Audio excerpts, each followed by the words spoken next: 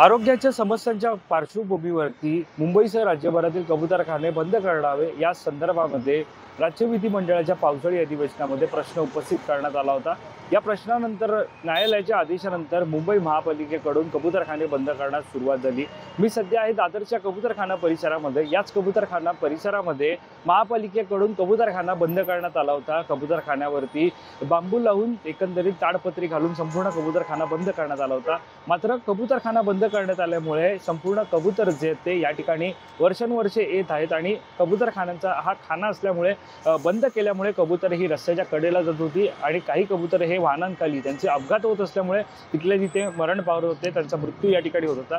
त्यामुळे संपूर्ण जैन समुदायाकडून इथे आंदोलन करण्यात आलं। साधारणतः पाहायला गेलं तर आज गुरुवार आहे। काल बुधवारच्या सुमारास याच ठिकाणी सकाळपासून जैन समुदायाकडून आक्रमक पवित्रा पाहायला मिळाला। आक्रमक झालेल्या जैन समाजानं इथं कबूतरखाना सुरू करावा या मागणीसाठी आंदोलन केलं आणि आंदोलनादरम्यान त्यांनी या ठिकाणी संपूर्णपणे कबूतरखाना सुरू करावा याच्या मागणीसाठी जोरजोरात घोषणाबाजी केली। या घोषणाबाजी दरम्यान जर पाहायला गेलं तर कबूतरखान्यावरती जी की ताडपत्री लावण्यात आली होती ती सुद्धा या आंदोलनादरम्यान त्यांनी काढण्यात आली, हटवण्यात आली। साधारणतः आक्रमक पूर्णपणे परिस्थिती या ठिकाणी पाहायला मिळाली होती। संपूर्णपणे चक्का जाम जो तो हा कबूतरखाना झाल्याचं पाहायला मिळत होतं। कबूतरखान्याच्या चौबाजूने आंदोलक जे ते आक्रमक झाले होते आणि त्यांनी ताडपत्री लावली होती, ती फाडली, ताडपत्री काढली आणि त्यानंतर तिथे कबूतर जे ते कबूतरांचं दानपाडीची जी जागा होती तिथे दान टाकून कबूतरांना पुन्हा एकदा तिकडे खाणं देण्यास त्यांनी सुरुवात केली। मात्र न्यायालयाचा आदेश होता, जर दान टाकलं कबूतरांना तर निश्चित दंडात्मक कारवाई होईल असा आदेश होता। मात्र काल आपण पाहायला गेलं तर न्यायालयाच्या आदेशाचा अवमान झाल्याचं या संपूर्ण परिस्थितीमध्ये पाहायला मिळालं। मात्र हा सगळा प्रकार हा बुधवारच्या या आंदोलनादरम्यानचा होता। आज गुरुवार आहे। आज सद्यस्थिती या ठिकाणी काय परिस्थिती आहे ही सुद्धा आपण या व्हिडिओच्या माध्यमातून जाणून घेणार आहोत। मी सध्या दादरच्या कबूतरखाना परिसरामध्ये, तुम्ही हा दादरचा कबूतरखाना पाहतात। सध्या या ठिकाणी आपण जर पाहायला गेलं तर या कबूतरखान्यामध्ये सध्या जी ताडपत्री होती, जी लावण्यात आली होती, ती ताडपत्री फाडण्यात आली होती काल।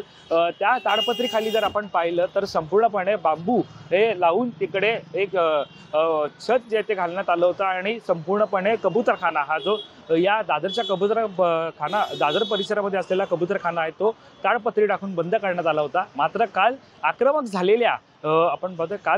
झालेल्या जैन समाजानं आक्रमक होऊन इकडचा जो कबूतरखान्यावरती ही जी ताडपत्री टाकण्यात आलेली होती ती फाडली आणि ती ताडपत्री काढल्यामुळे तिथे जे कबूतरखान्याला जिथे दानपाणी दिलं जात होतं तिथे त्यांनी अन्न सुद्धा टाकलं, तिकडे खाणं पाणी जे दिलं जात होतं तिकडे त्यांनी ते खाणं टाकलं आणि त्यानंतर पुन्हा एकदा आपण पाहतोय तिथे मोठ्या प्रमाणात कबूतर ही आल्याचं आपल्याला पाहायला मिळत आहे। हा जो परिसर आहे आपण सगळा पाहतोय, या परिसरामध्ये मोठ्या प्रमाणात कबूतर ही नेहमी येत होती। दादरचा हा कबूतरखाना परिसर आहे। मात्र साधारणतः आपण पाहतोय इथे आरोग्यांच्या समस्यांच्या पार्श्वभूमीवरती कबूतरखाना हा बंद करावा अशी मागणी जी ती होत होती। मात्र सध्या आपण पाहतोय कबूतरखाना सद्यस्थितीत जिथे कबूतरांचं मोठ्या प्रमाणात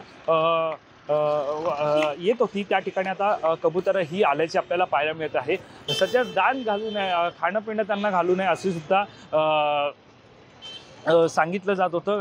खाणं घातल्यास त्यांच्यावरती दंडात्मक कारवाई केली जाईल असं सुद्धा असं सुद्धा सूचना या ठिकाणी लावण्यात आल्या होत्या। मात्र आरोग्यांच्या समस्यांच्या पार्श्वभूमीवर इथे साधारणतः आपण पाहतोय ही कोणत्याही प्रकारे खाणं टाकू नये असं सूचना जी आहे ती या कबूतरखाना परिसरामध्ये लावण्यात आली होती। मात्र सध्या आपण पाहतोय इथे हे सगळे कबूतर आपल्याला बसल्याचं पाहायला मिळत आहे। हाच परिसर आहे, हाच कबूतरखाना जो वर्षानुवर्ष या ठिकाणी इकडे कबूतरखाना आहे। अनेक छोटे पडदे असतील, मोठे पडदे असतील, त्यामध्ये हा कबूतरखाना पाहायला मिळाला होता आणि ही आपण पाहतोय नोटीस या ठिकाणी लावण्यात आलेली आहे।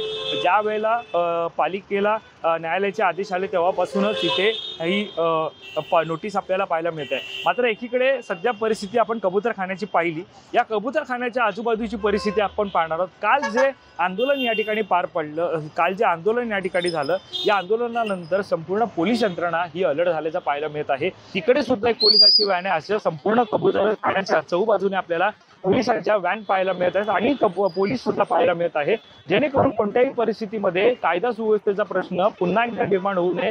काल ज्याप्रमाणे या ठिकाणी आपण पाहायला गेलो, ज्याप्रमाणे परिस्थिती निर्माण झाली होती, आंदोलनाची जी परिस्थिती निर्माण झाली होती, तिथे मोठ्या प्रमाणात पोलिसांचा हा फौजफाटा सुद्धा हा चौबाजूला आपल्याला पाहायला मिळत आहेत। पोलीस सुद्धा या ठिकाणी दाखल आहेत, कारण ज्या प्रकारे आपण पाहतोय काल जे आंदोलन या कबूतरखाना परिसरात घडलं त्याच्यामुळे हाच परिसर काल वाहतूक कोंडी या परिसरामध्ये मोठ्या प्रमाणात निर्माण झाली होती। साधारणतः आपण पाहतोय की इथे जो हा कबूतरखाना आहे, ज्या प्रकारे आपण पाहतोय की इथे मोठ्या प्रमाणात कबूतर असल्यामुळे आरोग्यांच्या समस्या ज्या त्या निर्माण होत आहेत। मात्र या सगळ्याच्या पार्श्वभूमीवरती जर आपण पाहायला गेलं तर इथे ज्या वेळेला जैन समुदायाकडून आंदोलन सुरू होतं त्यावेळेला या आंदोलकांची जी मागणी आपण पाहिली गेली तर जे कबूतरखाना आहे तो बंद करू नये, कबुतरांना खाणं हे दिलं पाहिजे, कारण त्यांचं खाणं बंद केलं तर ते निश्चित मरण पावतील अशी त्यांची मागणी होती।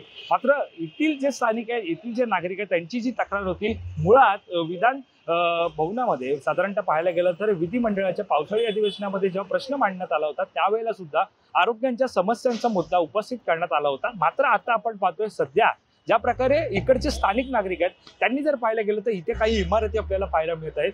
या इमारतींवरती मोठ्या प्रमाणात ही कबूतरखाना इथे असल्यामुळे या इमारतींवरती कबूतर जातात, त्यामुळेच हे कबूतरखाना बंद करावा अशी मागणी काल होताना पाहायला मिळाली होती। न्यायालयाचा आदेश सुद्धा तसा होता। मात्र सध्या स्थितीत आपण पाहतोय की इकडे नागरिकांना नेमका त्रास काय आहे, नेमकं कबुतरांमुळे किती आरोग्य समस्या निर्माण झाल्या आणि किती जणांनी आपला जीव गमावला असा सवाल सुद्धा काल उपस्थित करण्यात आला होता।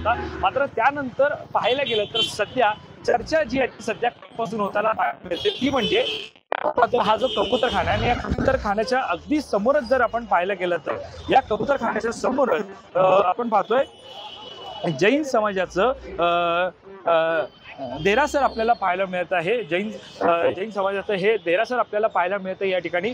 साधारणतः कालपासून जी कालपासून जे वातावरण तापलं होतं त्याच्यामध्ये आपल्याला सातत्याने पाहायला मिळालं की कबुतरांमुळे नेमका त्रास काय होता असा सवाल ज्यावेळेला त्यांच्याकडून उपस्थित केला जात होता, तेव्हा आक्रमकता ज्यांनी कबूतरखाना बंद करण्याची मागणी केली होती त्यांनी मात्र सध्या सोशल मीडियावरती प्रश्न उपस्थित करताना पाहायला मिळतात। ते म्हणजे जो देरासर आपल्याला इकडे पाहायला मिळत आहे त्या देरासराच्या पुढचा भाग जर पाहिला जिथे कबूतरखाना आहे, हा तुम्ही इथे पाहू शकता, हा जो समोर आपल्याला पाहायला मिळत आहे तो देरासर आपल्याला पाहायला मिळत आहे आणि त्या देरासरच्या समोरच हा कबूतरखाना आहे। मुळात कबुतरांमुळे ज्या आरोग्याच्या समस्या निर्माण होतात, लोकांचे येथील नागरिक आहेत जे स्थानिकांची घरं या कबूतरखान्याच्या अगदी जवळ आहेत, त्यांच्या घरामध्ये कबूतर जात आहेत, त्यांची विष्ठा आहे, त्यांच्या पिसांमुळे जो त्रास होतो त्याच्यामुळे त्यांच्या तक्रारी आहेत। मात्र नेमक्या तक्रारी काय आहेत असा जेव्हा सवाल उपस्थित केला जातो तेव्हा प्रश्न येतो तो म्हणजे या देरासरचा प्रश्न येतो।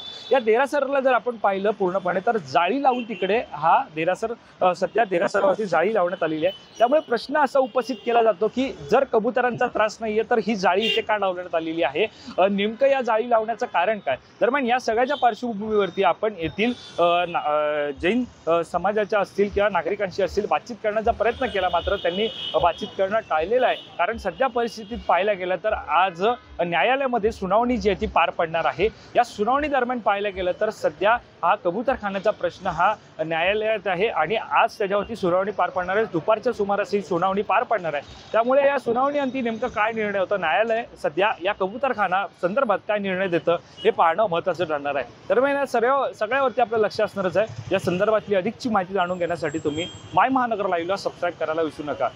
कॅमेरा पर्सन अवधेश कोरीसह मी वैभव पाटील, मुंबई।